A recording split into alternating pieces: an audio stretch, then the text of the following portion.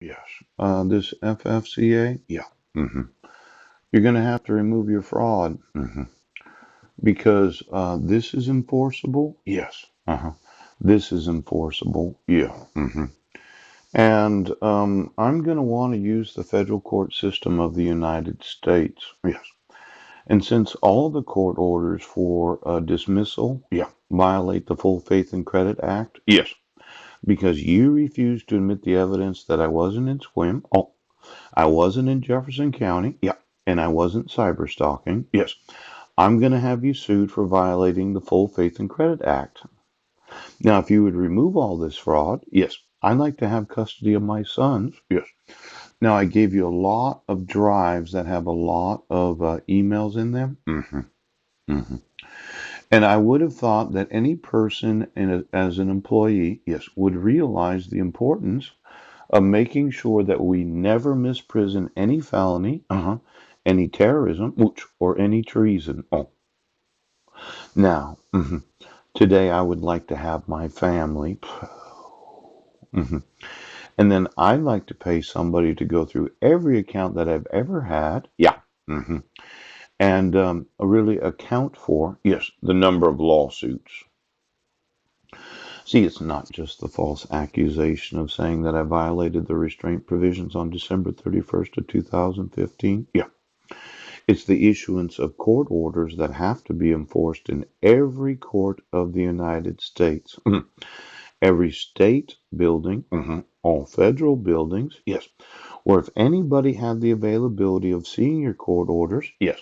Because I was informed, yes. The defendant was informed, yeah, of the examiner's statutory duties as a licensed psychologist, yes, to report, inform, and warn should information relative to those responsibilities, yeah, become evident during the evaluation. hmm Now, I was informed, yes, that this is public knowledge, yes. Department of Social and Health Service pursuant to court order under the authority of RCW 10.77, yeah, point 060. This document has been released only to the court and other persons legally authorized to receive it, and it is intended for their use only. Yes. Now I got a copy of it because I asked for a copy. It went in court. Normally, you don't give these to crazy people. Right now! The opinions herein are based upon information available within the time frames allotted by statute, court procedure, and or administrative guidelines. Yes, that would be the Full Faith and Credit Act of the United States of America. Now, since this was issued within the time frames allotted by state statute, yes, court procedures, ooh, and administrative guidelines, yeah, you can appreciate, yes, that the non-confidential nature of the evaluation, yes, makes it available to every court of the United States of America. Mhm.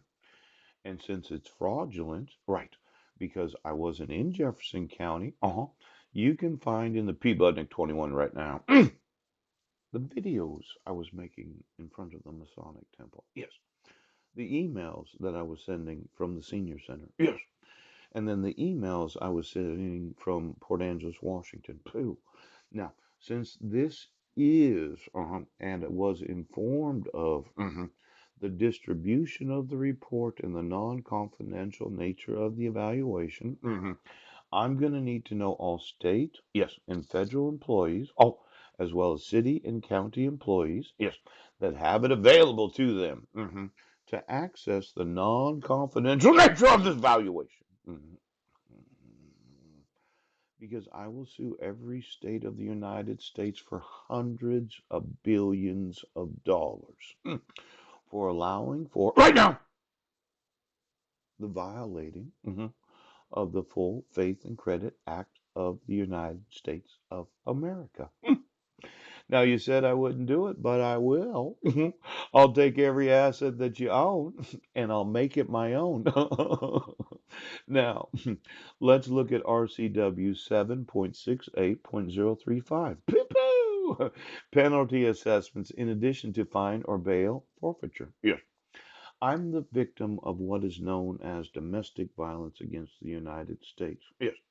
I'm the victim of what is known as domestic violence against a spouse. Yes. See, my wife did not inform the court of the stipulation and order in the year 2011, and the court did not wait, yes, for the jurisdiction of Guam to enforce, yes, what is known as the supervised status of probation. Yes, when my wife had me arrested on Guam on July 2nd of 2011. Now, as a victim of spousal domestic violence,